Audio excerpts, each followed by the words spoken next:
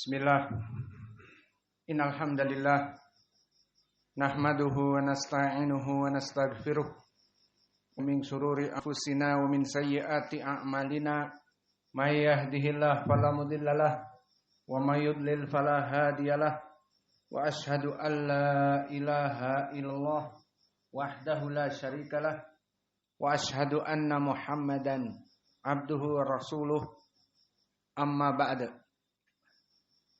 Alhamdulillah, pada kesempatan petang ini hari Kamis malam Jumat 25 November 2021 kita lanjutkan kajian di Fakultas Ilmu Fiqih di kajian Syarah Umdatil Ahkam ataupun penterjemahan kitab Umdatil Ahkam, yang mana pada kesempatan petang ini kita masuk kepada malam 21 Rabi al-Akhir 1443 Hijriah. Maka sebelum kita masuk kepada pembahasan hadis Anas, maka dipersilahkan kepada ikhwanuna untuk mentasmi al-matan. Barakallahu fikum.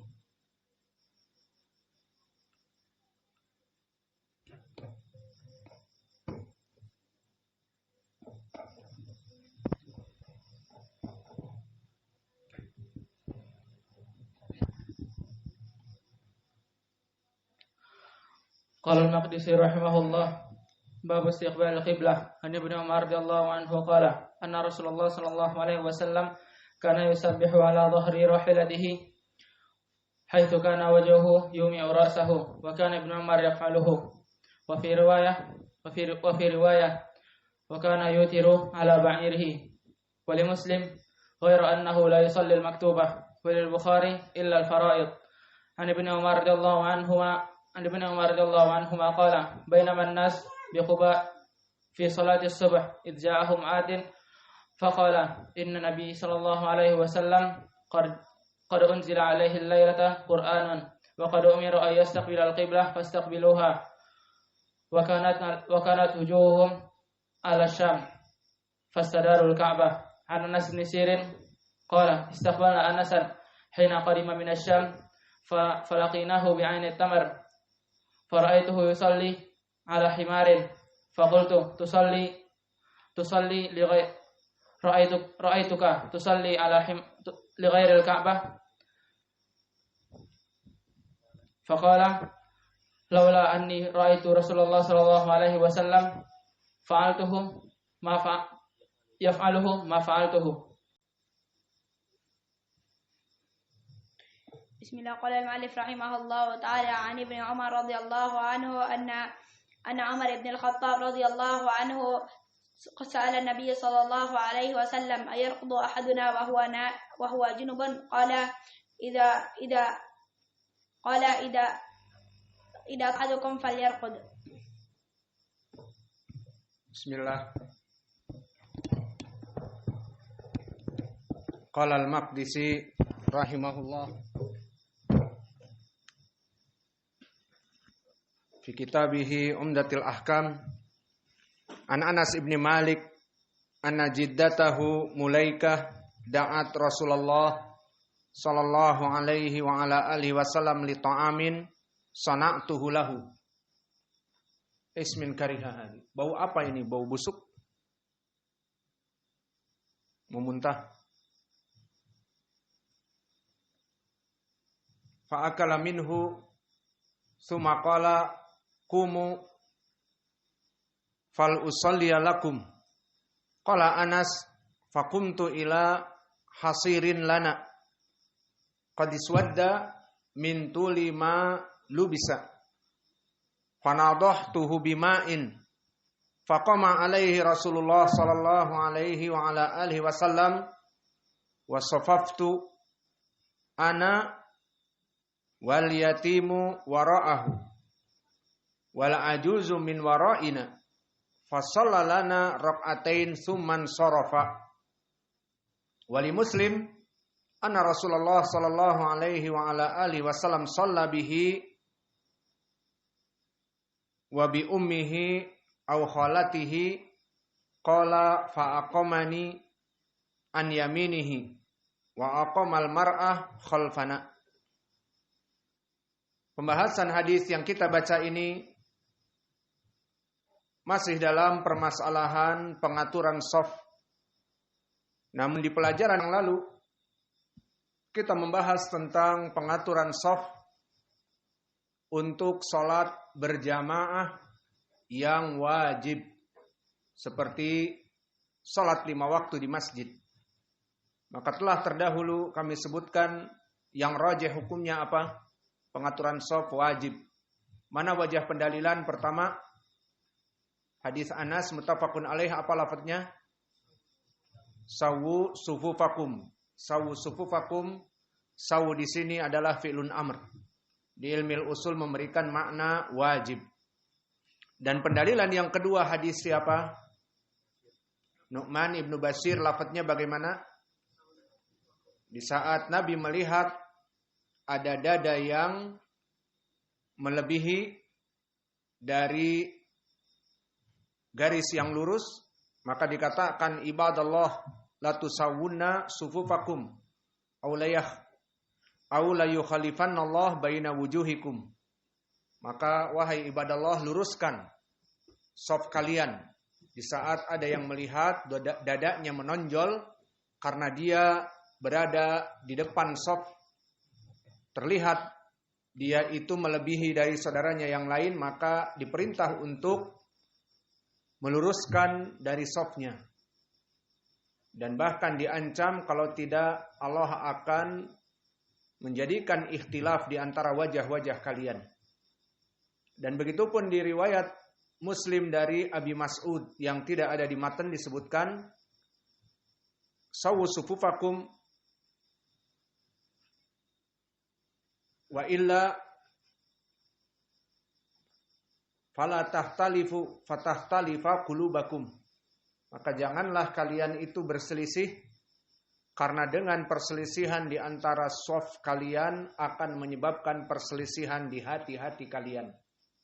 Maka banyak dari kaum muslimin yang salat berjamaah bersama, namun hati-hati mereka terjadi ikhtilaf antara guru dengan murid, antara guru dengan pengurus, antara pengajar dengan para pengajar.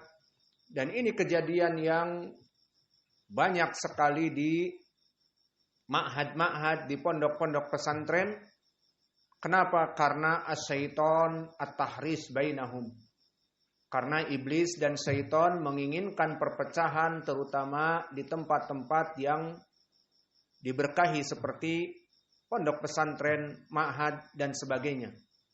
Di mana kita bersama-sama menghidupkan sunnah.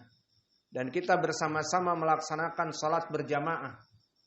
Maka jika dibiarkan, akan terjadi kekompakan di antara kaum muslimin.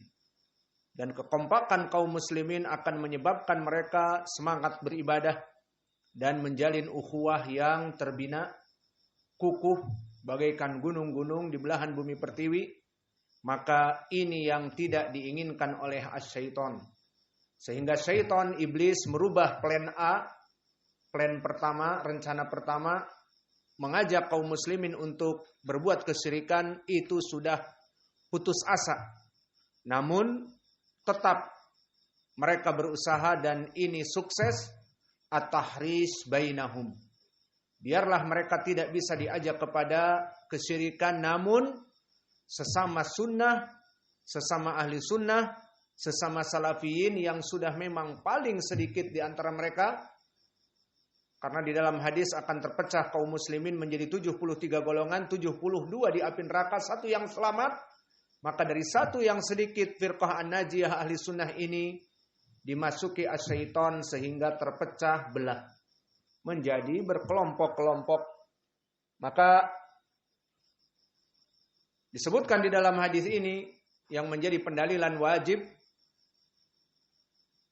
diperintahkan oleh Nabi untuk meluruskan shaf, wala takhtalifu, dan janganlah kalian menyelisihi shaf, fatahtalifa qulubakum. Maka Allah akan memberikan iqab, kalian akan menjadi khilaf di antara kalian.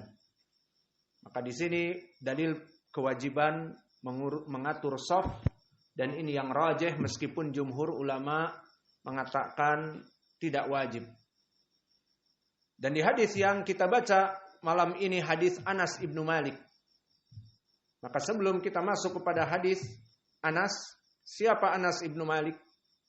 Anas ibnu Malik ibnu Nadr al-Ansari dari Bani Khazraj, berarti al-Khazraji. Dan dia ma'ruf dengan kunyah Abu Hamzah dari ahli Madinah.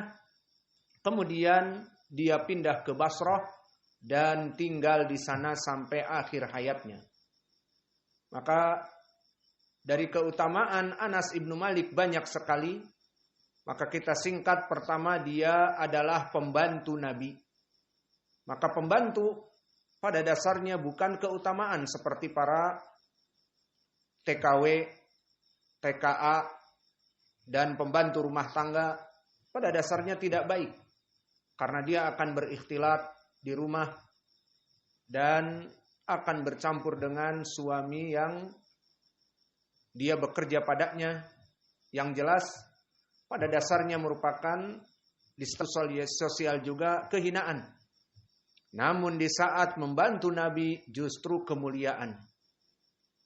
Dan disebutkan di dalam hadis bahwa ibunya Ummu Sulaim justru yang membawa Anas kecil kepada Nabi. Seperti di dalam hadis yang diriwayatkan oleh Imam Muslim dari ibunya. Bahwa Ummu Sulaim datang kepada Nabi di saat mulai tinggal di Madinah dan berkata, "Ya Rasulullah, hada Unais." Ini adalah Anas kecil, ala wazan fu'ail, Unais, bukan Anas, Unais. Karena memang dia umurnya pada saat itu 8 tahun sampai 10 tahun. Maka ambillah Anas kecil ini untuk menjadi pembantu di rumahmu ya Rasulullah. Namun doakanlah dia.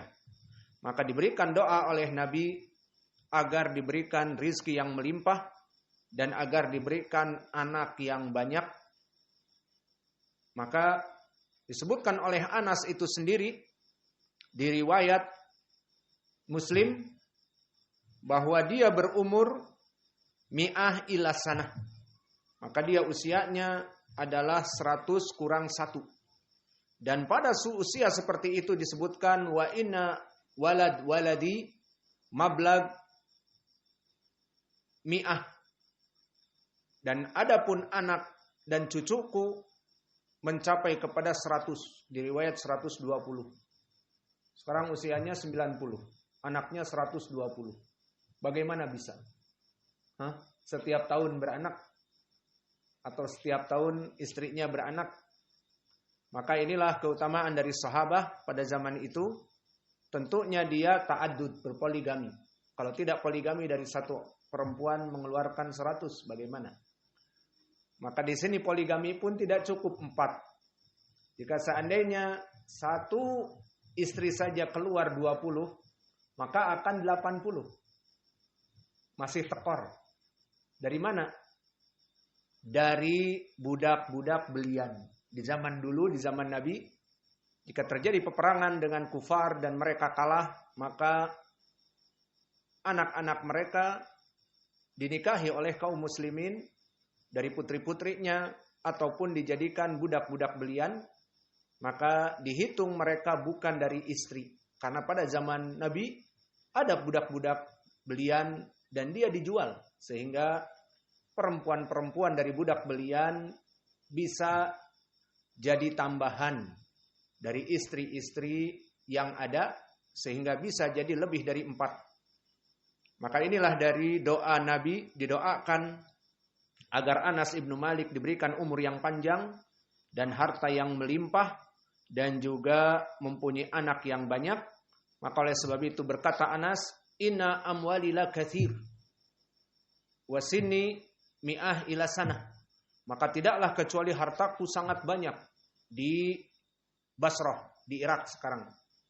Dan begitupun anakku mencapai 100 pada usianya 90-an itu atau 80-an dia meriwayatkan, dan hartaku banyak dan umurku 99 tahun. Maka inilah dari keutamaan beliau, dari doa Nabi di saat beliau masih kecil, tentunya masih jomblo, masih 9 tahun. Didoakan oleh Nabi agar mempunyai anak yang banyak dan usia yang panjang. Maka termasuk dari sahabat yang usianya panjang adalah Anas ibnu Malik, berusia 99 tahun. Usia yang panjang. Maka dari keutamaannya yang lain, yang paling menonjol, fa'inahu minal muksirin fi riwayatil athar, bahwa Anas ibnu Malik adalah dari sahabi yang paling banyak periwayatannya, nomor 3. Setelah siapa pertama? Abu Hurairah, berapa hadisnya? 5.740. Kedua, Ibnu Umar, berapa hadisnya?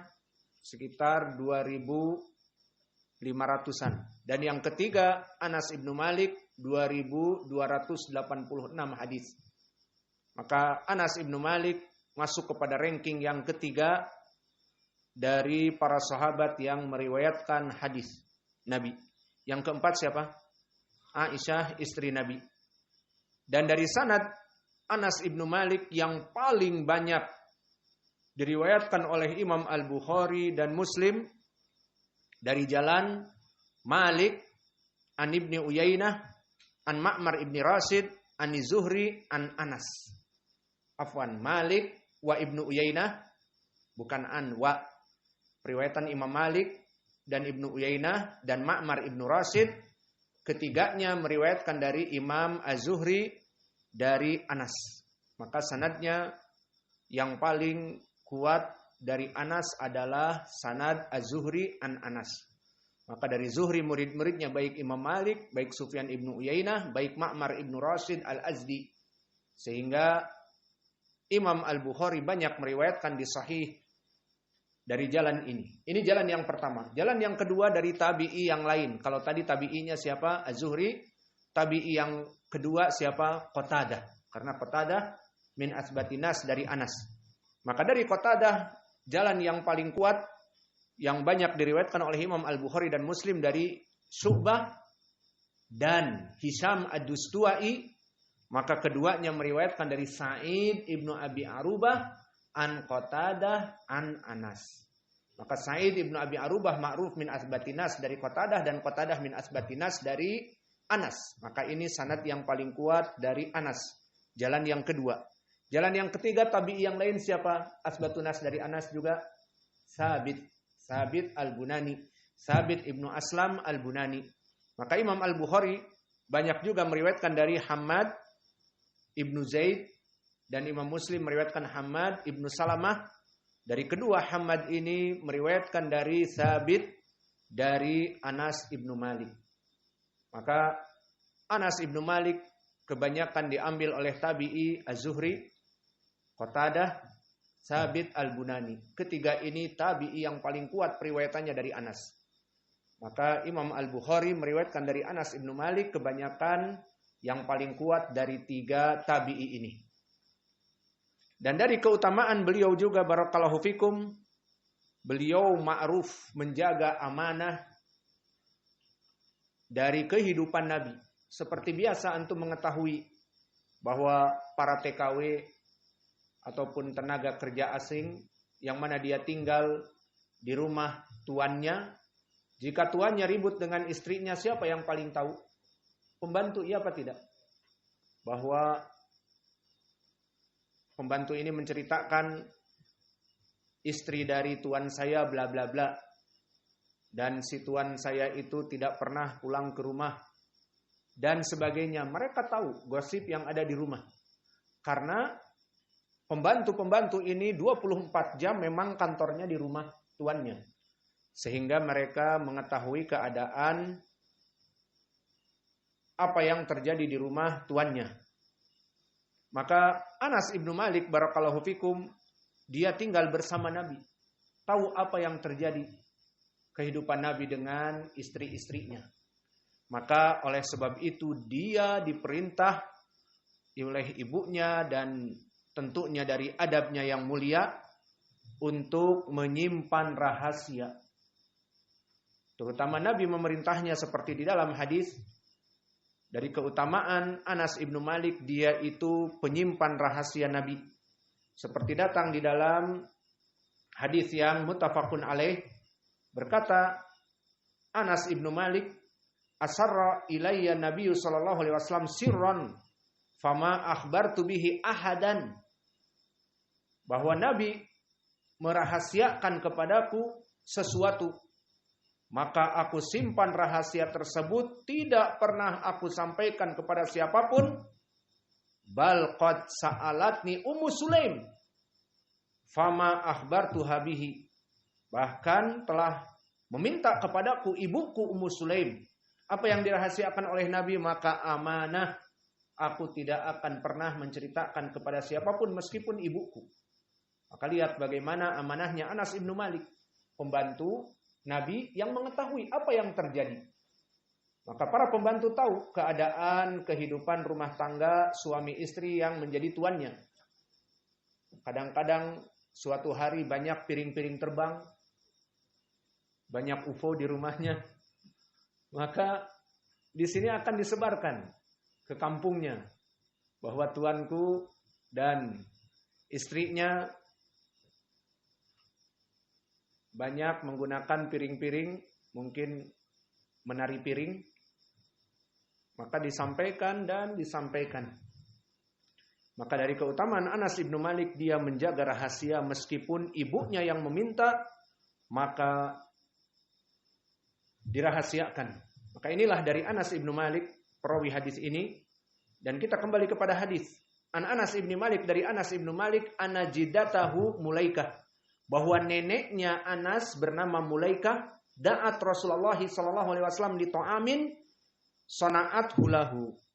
Bahwa neneknya Anas ibnu Malik bernama Mulaikah mengundang Nabi untuk makan dari makanan yang dibuat oleh neneknya Anas ibnu Malik ini. Fa'akala minhu, kemudian datang Nabi dan memakan makanan dari neneknya Anas ibnu Malik. Sumaqala, kemudian Nabi memerintahkan, humu fal usalliyalakum, ayo bangun, aku akan sholat 2 rakaat untuk kalian. Qala Anas, fakumtu ila hasirin, maka aku membawa hasir. Hasir itu sekarang di bahasa Indonesianya adalah karpet lana qad iswadda, yang telah hitam karena tidak pernah dipakai dan kotor. Mintulin malu bisa, dari waktu yang lama tidak pernah dipakai, tergulung begitu saja. Maka dibukakan oleh Anas dan saking kotornya berwarna hitam, fanadhahtuhu bima'in, maka aku membersihkannya dengan air, mengusap saja. Kalau dicuci maka kapan kering? Maka diusap oleh air. Faqama alaihi Rasulullah sallallahu alaihi wa ala alihi wasallam. Maka kemudian Nabi berdiri untuk melaksanakan salat sunnah tadi. Wa safaftu ana wal yatimu wara'ahu. Ini poin pendalilan kita tentang permasalahan pengaturan shaf meskipun bukan sholat berjamaah di masjid. Maka kata Anas, aku dan yatim, orang yang kebanyakan yatim itu istilah tidak mempunyai bapak dan masih kecil, dan dia tinggal di rumah Anas. Maka berdiri aku bersama yatim, satu shaf, 2 orang, di belakang Nabi. Wara'ahu, di belakang Nabi. Wal ajuzu min wara'ina, dan perempuan di antaranya Mulaikah, neneknya dari Anas, di belakang Anas. Fasallalana rakaatain suman sorofa, kemudian Nabi salat 2 rakaat, kemudian berpaling. Selesai dari undangan, pergi, pulang. Itu di riwayat Al-Bukhari dan Muslim, dan di riwayat Muslim, anna Rasulullah sallallahu alaihi wasallam shalla bihi wa bi ummihi aw khalatihi. Maka Nabi salat dan di belakangnya ibunya Anas dan juga bibinya Anas, dan yang dohirnya juga neneknya Anas, Mulaikah. Qala fa aqamani an yaminihi wa aqamal mar'ah khalfana. Maka dohirnya di dalam hadis ini wallahu a'lam, yatim mungkin belum datang. Maka Nabi melihat Anas sendirian, fa'aqamani an yaminihi. Maka Nabi menjadikannya Anas itu di sebelah kanannya. Itu jika sendirian. Kemudian para perempuan berada di belakang Anas. Maka selesai hadis ini dari Anas ibnu Malik. Faidah dari hadis ini, barakallahu fikum, masih dalam permasalahan shaf, namun disyariatkan pengaturan shaf bagi sholat berjamaah meskipun sunnah bukan di masjid. Maka ini dipakai terutama di saat melaksanakan mungkin sholat 5 waktu di rumah, seperti peristiwa dulu di saat musim COVID-19, maka stay at home, diam di rumah, bahkan sholat berjamaah di rumah. Maka kita sholat berjamaah dengan anak laki-laki kita dan istri kita. Lalu bagaimana caranya mengikuti sunnah di sini? Maka sunnahnya bagaimana? Pertama, disebutkan di riwayat muttafaqun alaih, Anas mempunyai saudara laki-lakinya yatim. Maka jika 2 orang, maka dia berada di shaf belakang. Namun di riwayat Muslim bahwa Anas sendirian. Dohirnya bisa jadi yatimnya belum keluar dan sebagainya. Maka Nabi menggandeng Anas untuk satu shaf dengannya. Paham ya? Coba dipraktekkan Maura dengan Aiman. Coba berdiri. Ayo cepat, waktu. Oma Muhammad. Cepat di situ. Sekarang Anas sendirian, berarti di mana? Lihat, kalau sendirian berarti dirapatkan seperti itu. Kemudian datang yatimnya, Mora. Yatimnya. Berarti di mana salatnya? Nah, salah kan? Si ini turun ke belakang, jadi Anas dengan yatim. Nah, seperti itu kan nggak paham kalian? La ya Muhammad, Allah yahdikum malak. Ada shaf hakada. Sekarang nggak paham kan kalian? Makanya Anas misalkan seperti itu. Maka kalau datang yatim, maka Anas dengan yatim di belakang seperti itu. Lalu para perempuan di mana? Di belakang dari kalian semua. Harus terpisah perempuan. Tidak boleh ikhtilat dalam shaf. Berarti seperti tadi. Kalau sendirian di kanan. Terus di belakang. Terus perempuan di belakangnya lagi. Sudah. Berarti alhamdulillah masih pada bingung kalian nih. Maka di sini yang jadi pendalilan adalah pengaturan shaf untuk sholat sunnah. Dan pertanyaan juga, bolehkah sholat sunnah melaksanakan berjamaah? Jawabnya boleh. Namun, diusahakan agar tidak dijadikan kebiasaan. Seperti waktu kita dulu di Bandung, di Masjid Salman, ada orang-orang IM melaksanakan muhasabah. Terutama sebentar lagi hari tahun baru, malam tahun baru. Maka mereka mengundang ustadz-ustadz besar dari mereka, kemudian menghitung malam muhasabah.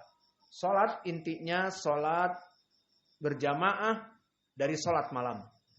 Namun acara itu dilaksanakan setiap tahun seakan-akan nanti jadi sunnah. Akhirnya orang-orang awam mengatakan apa? Sunnah salat malam tahun baru. Salat berjamaah di masjid untuk perayaan tahun baru.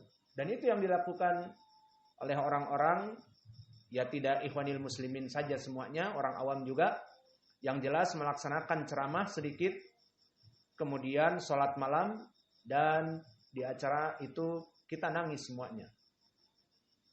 Alhasil, acara seperti ini bid'ah. Namun, jika sesekali kita melaksanakan sunnah berjamaah, terutama dengan istri sholat malam, daripada kita sholat sendirian, kita bangunkan, maka kita mendapatkan pahala. Ayo bangun, sholat. Sholat berdua. Maka itu adalah suatu kenikmatan. Para jomblo sholat sendiri aja, maaf. Dengan Abu Khawlah. Setelah adzan awal. Iya. Wah, Abu Khawlah musafir. Maka inilah faedah dari hadis ini tentang permasalahan bolehnya melaksanakan sholat sunnah berjamaah dengan catatan bukan menjadi kebiasaan. Mana dalilnya di sini? Nabi dalam keadaan dadakan dia diundang oleh neneknya Anas, kemudian qumu, ayo berdiri, fa usalli lakum. Maknanya aku salat 2 rakaat untuk kalian. Pertama, barokah Nabi salat di rumah tersebut. Dan yang kedua, faedahnya juga Nabi mengajarkan bagaimana salat. Maka diajarkan seperti tadi. Anas sendirian berarti di sebelahnya. Untuk datang yatim berarti di belakangnya. Adapun perempuan lebih di belakang lagi. Seperti itu mengajarkan sunnah. Dan di hadis ini juga menjadi pendalilan tawadhu'nya Nabi. Bagaimana Nabi diundang oleh nenek-nenek dan undangannya juga tidak ada seperti acara-acara yang mewah di hotel berbintang, dan makanannya juga tidak ada makanan mewah. Yang undangnya juga nenek-nenek dan hasil kerja tangannya. Nenek-nenek kerja apa? Makanan-makanan apa yang diberikan? Namun Nabi tawadhu, diundang makan ya sudah makan, dan tidak cukup dengan itu diberikan hadiah karena lafadznya fa usalli lakum, memberikan salat bagi kalian. Maka di sini tawadhu'nya Nabi. Bahkan tadi disebutkan Anas menjulurkan tikar ataupun karpet yang sudah hitam legam dan dibersihkan oleh Anas karena saking hitamnya dari debu-debu.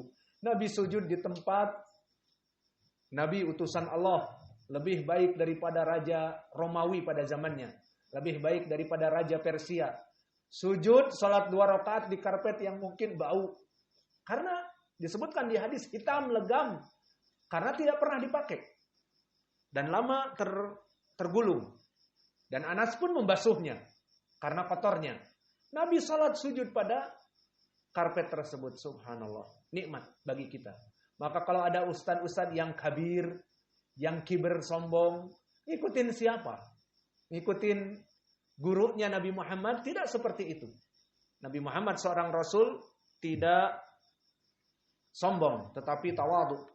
Maka tawadhu itu perkara yang sangat penting dari adab, dan keutamaannya seperti di hadis Muslim dari Abi Hurairah, man tawaddo'a lillah rafa'allahu sya'nah.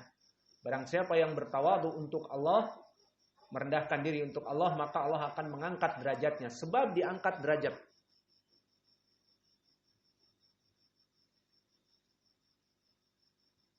Dan disebutkan di beberapa riwayat bahwa yang diinginkan dengan al-yatim, dia adalah domirah, jiddu Husain. Ini yang diinginkan dengan al-yatim. Namanya domirah. Kita masuk kepada hadis yang terakhir. Wa Ibnu Abbasin qala bitu inda khalati Maimunah. Berkata Ibnu Abbas, siapa Ibnu Abbas? Sepupunya Nabi, sama-sama anak paman dengan Nabi. Bitu maknanya aku bermalam.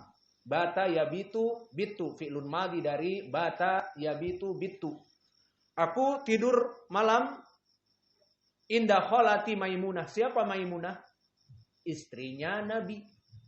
Maka hubungan kekerabatan antara Nabi Muhammad dengan Ibnu Abbas selain sepupu juga mendekati dari itu, di mana kholahnya, bibinya Ibnu Abbas juga adalah istri dari Nabi Muhammad sallallahu alaihi wasallam.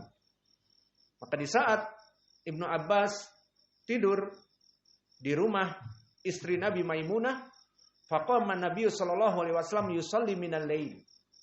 Maka zahirnya Ibnu Abbas tidur di tempat Maimunah istri Nabi dan giliran Nabi dengan Maimunah. Sehingga bertemu Nabi dengan Ibnu Abbas di malam harinya. Faqama Nabi, seperti biasa Nabi melaksanakan salat malam. Yusalli minal lail, melaksanakan salat malam. Faqumtu an yasarihi. Dan Ibnu Abbas pun sebagai pemuda yang soleh bangun malam juga. Maka di saat dia melihat Nabi sholat sendiri, kemudian dia ingin berjamaah dengan Nabi. Maka tadi kita sebutkan sholat sunnah boleh berjamaah, boleh. Dan di sini ijtihadnya Ibnu Abbas. Dia langsung menempelkan kakinya di sebelah kiri Nabi. Bukan di kanan tadi seperti Muhammad, tapi di sebelah kiri. Fa'akhadha bi ra'si. Maka Nabi mengambil kepala Ibnu Abbas. Maka di sini perlu diketahui ya ibadallah, jika kalian nanti di Yaman, kalian akan kaget. Di mana orang Indonesia, awas jangan sentuh kepalaku. Kalau tidak, senggol bacok. Itu kepala kata orang Indonesia adalah perkara yang sangat agung. Di Arab tidak. Dan di Barat pun tidak. Untuk melihat orang-orang Barat biasa memegang kepala. Dan rasa kasih sayang mereka seperti itu. Begitupun orang Arab. Dipegang kepala, itu biasa. Namun, awas sekali-kali jangan sentuh pantatku, senggol bacok. Dibacok, diberondong AK-47. Karena di sana masalah homoseksual dan luti itu berbahaya. Berhenti menyentuh pantatku, senggol bacok. Maka perbedaan adat seperti ini, adat yang biasa. Namun, pepatah mengatakan, di mana langit dipijak, di situ bumi kebalik. Di mana bumi dipijak, di situ langit dijunjung. Maka di saat kalian datang ke Yaman, di situ ada adat tertentu. Apa? Please, jangan sentuh belakang saya, pantat saya. Please. Ini malah disengaja. Bisa jadi khawarimul muru'ah. Orang ini tertuduh luti nantinya. Padahal hanya main-main. Tapi disebarkan oleh orang Yaman, orang ini tukang megang pantat kita. Akhirnya tertuduh buruk. Padahal hanya main-main. Karena di Indonesia perkara itu bukan perkara yang aib. Kebalikannya, orang Yaman, orang Arab datang ke Indonesia. Oh please, jangan kau mainkan kepalaku. Kau tekan kepalaku dan sebagainya. Itu penghinaan. Nah, dia tidak peduli. Di Arab nggak apa-apa. Akhirnya dipeluk temannya, dipukul-pukul kepalanya dan sebagainya. Itu terjadi, kita di Yaman seperti itu. Waktu pertama datang ya mereka seperti itu ke kepala kita. Cuman kita pelajari ternyata itu biasa. Seperti di Barat biasa. Seperti itu kepala biasa. Alhasil di sini Nabi Muhammad SAW saking mencintai Ibnu Abbas, dipegang kepalanya, bukan dadanya. Kayak gini. Nah, adatnya bukan seperti orang Indonesia. Orang Indonesia mungkin menghina dan sebagainya, tapi di sini tidak. Dipindahkan kepalanya ke sebelah kanan. Nah, seperti itu. Dan di sini dohirnya Ibnu Abbas masih kecil. Maka disebutkan, fakumtu an yasarihi, aku berijtihad untuk datang ke sebelah kirinya, ternyata salah, harusnya ke sebelah kanan. Maka fa'akhadha bi ra'si, Nabi Muhammad memegang kepalaku, kemudian memindahkanku ke sebelah kanan. Fa'aqamani an yaminihi, maka aku sholat bersama Nabi di sebelah kanan. Maka faidah dari hadis ini yang masih berhubungan dengan bab sufuf, pengaturan shaf, bahwa masih berhubungan dengan sholat berjamaah, bolehnya melaksanakan sholat berjamaah untuk sholat malam, boleh. Ini dalilnya. Namun dengan catatan tidak harus selalu setiap malam diadakan atau ada acara khusus, itu bid'ah. Namun dadakan seperti ini tidak apa-apa. Dan yang menjadi poin pendalilan pengaturan shaf untuk dua laki-laki dan tidak ada yang lainnya, maka disimpan di sebelah kanan. Dan di sini menjadi pendalilan tentang ijtihadnya seorang sahabi, di mana dia tidak mempunyai ilmu, ingin salat berjamaah bersama Nabi, utusan Allah, tidak sembarangan imam, tidak sembarangan dia syekh, tidak sembarangan dia waliullah, dia utusan Allah, Rasulullah, salat bersama dia kenikmatan yang besar. Maka berijtihadlah Ibnu Abbas, mungkin di sini benar. Gak apa-apa karena Nabi nanti akan membenarkan. Maka diambil kepalanya, dipindahkan ke sebelah kanan. Maka di sini menjadi pendalilan tentang bolehnya melaksanakan sholat berjamaah untuk sholat sunnah. Maka tidak apa-apa kita kadang-kadang dengan istri kita, dengan anak-anak kita. Dan juga di sini menjadi pendalilan jika sendirian berarti berjamaah di sebelah kanannya. Mungkin ini yang bisa kita berikan di belakang istrinya. Tidak, ya tetap di belakang seperti hadis yang barusan kita baca dari Anas ibnu Malik, bahwa nenek dari Anas ibnu Malik berada di shaf, maka di belakang. Selesai. Wa naktafi ilahuna wa jazakumullahu khaira wa barakallahu fi ilmikum. Subhanakallahumma bihamdika asyhadu an la ilaha illa anta astaghfiruka wa atubu ilaik.